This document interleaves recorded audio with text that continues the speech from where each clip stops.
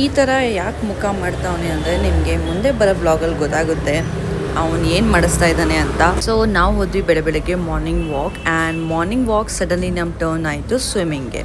So ಎಲ್ಲರೂ swimming ಹೋಗೋಣ ಅಂತ ಪ್ಲ್ಯಾನ್ ಮಾಡ್ಕೊಂಡ್ವಿ. ಸರಿ, ನಾನು ಸಫಾ, ಸುಹಾನಿ ಆ್ಯಂಡ್ ಲಕ್ಷ್ಮಿ ನಾವು ಹೊರಟ್ವಿ. ಅಲ್ಲಿ ಒಂದು ಹಸ್ಕಿ ಡಾಗ್ ಇತ್ತು, ಸೇಮ್ ಸುಲ್ತಾನ್ ಥರ ಕಣ್ಣಿತ್ತು ಅದ್ರದ್ದು, ಬಿಕಾಸ್ ಒಂದು ಬ್ಲೂ ಆ್ಯಂಡ್ ಒಂದು ಆರೆಂಜ್. ಆ್ಯಂಡ್ ನಾನಂತೂ ಸ್ವಿಮ್ಮಿಂಗ್ ಹೋಗಿಲ್ಲ, ಇವ್ರು 3 ಜನನೇ ಎಂಜಾಯ್ ಮಾಡಿದ್ರು. ಬಿಕಾಸ್ ನನಗಂತೂ ಕೈ ಲೇಟ್ ಆಗಿದೆ, ಐಕನ್ ಬಿದ್ದರೆ ಹಿಂಗೆ ಆಗುತ್ತೆ. ಸೊ ಆ್ಯಂಡ್ ನಾನು ಇನ್ನೂ ಲೈಕ್ ನೀರಲ್ಲಿ ಹೋದರೆ ಮೇ ಬಿ ಇನ್ಫೆಕ್ಷನ್ ಆಗ್ಬೋದು, ಮೇ ಬಿ ಗಾಯ ಸರಿ ಆಗಲ್ಲ ಬೇಗ, ಅದಕ್ಕಾಗಿ ನಾನು ಅವಾಯ್ಡ್ ಮಾಡಿದೆ. ಇವ್ರನ್ನೇ ನೋಡ್ಕೊತಾ ಇದ್ದೆ. ಇನ್ನೊಂದು ಏನು ಅಂದರೆ ನಮ್ಗೆ ಇದು ಗೊತ್ತಿರಲಿಲ್ಲ, morning batch not for public, but ಅಣ್ಣ ಒಳ್ಳೆಯವರು, ಅವ್ರು ನಮಗೆ ಪರ್ಮಿಷನ್ ಕೊಟ್ಟರು ಹೋಗಿ ಪರವಾಗಿಲ್ಲ ಅಂತ. ವಾಕ್ ಮಾಡಿ ಸುಸ್ತಾಗಿತ್ತು, ಅದಕ್ಕೆ ದೋಸೆ ತಿಂದ್ವಿ. ಮನೆಯಲ್ಲಿ ಸುಹಾನಿ ಮಲಗಿದ್ಲು, ಅವ್ರನ್ನು ಸಾಯಿಲ್ ಯೋನ್ಸ್ತಾವನೆ, ಬಿಕಾಸ್ ಸ್ಕಾಚ್ ಅಂದರೆ ಸುಹಾನಿಗೆ ತುಂಬ ಇಷ್ಟ. ಸ್ಟಾರ್ಟಿಂಗಲ್ಲಿ ಮೂತಿ ಏನು ಮಖ ಮಾಡ್ಕೊಂಡ್ರಿ ನೋಡಿ, ಇವಾಗ ನೋಡ್ಕೊಳ್ಳಿ ಮೂತಿನ, ಅದೇ ಲಾಸ್ಟಲ್ಲಿ ನೋಡ್ಕೊಳ್ಳಿ.